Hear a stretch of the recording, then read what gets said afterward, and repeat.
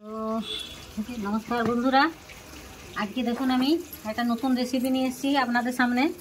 তো আজকে দেখুন ইলিশ মাছ, বর্ষাকাল ইলিশ মাছ তো খেতেই হবে। তো বাজার থেকে আমি কিনে এনেছি, দেখুন পিস করে এনেছি, ভালো করে ধুয়ে নিয়েছি। এটাকে আমি নুন হলুদ মাখিয়ে নেব, ইলিশ মাছের ভাপা করব। 1 চামচ নুন দিলাম আর 1 চামচ হলুদ দেবো।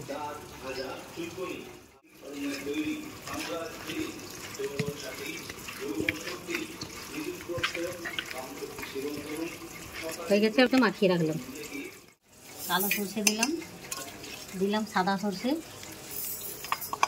সর্ষে দিলাম, আর একটু দিয়ে দেবো নুনটা দিয়ে সর্ষে বাটলে তিতা লাগে না, একটু নুন দিলাম।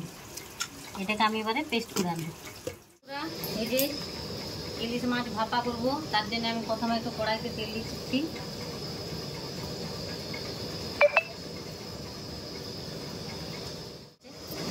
তো আমরা যখন ছোট ছিলাম, আমার মা যখন রান্না করতো, তখন কিন্তু সরষা তেলে কাঁচা লঙ্কা আর ফোড়ন যখন তেলে দিত, তখন কিন্তু খুব সুন্দর একটা সেন্ট বেরোতো। তো আমিও সেইটাই ব্যবহার করলাম। দেখুন ফোড়নটা দিয়ে দিয়েছি, এটা আমি মাছগুলোকে দিয়ে দিলাম।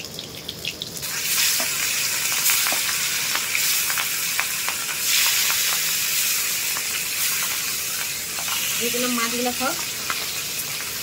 তারপর দেখুন এই যে সরষে বেটে আমি ছেঁকে রেখেছি।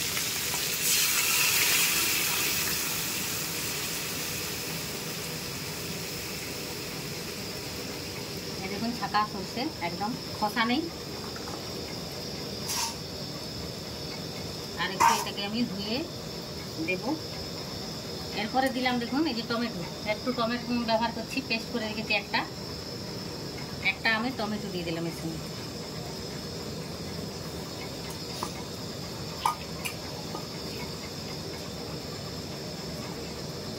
ফোড়নটা দিলাম এই কারণে, সেন্টটা কিন্তু ভালো বেরোবে, ওই জন্যে ফোড়ন দিলাম।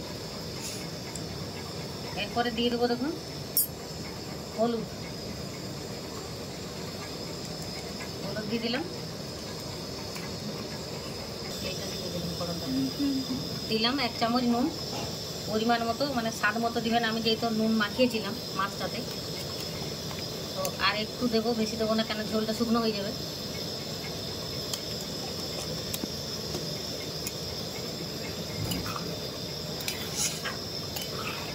অনেকেই টিফিন বাটিতে ভাপা করে, আমি কিন্তু কড়াইতেই করছি।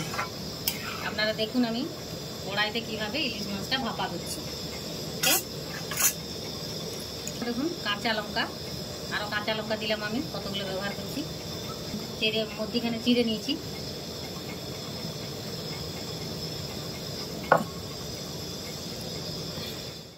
গাঢ় গাঢ় হয়ে গেছে, তা আমি এটাতে এবারে সরষা তেল ব্যবহার করছি। ইলিশ মাছ ভাপাতে কিন্তু বন্ধুরা এইটাই হচ্ছে আসল।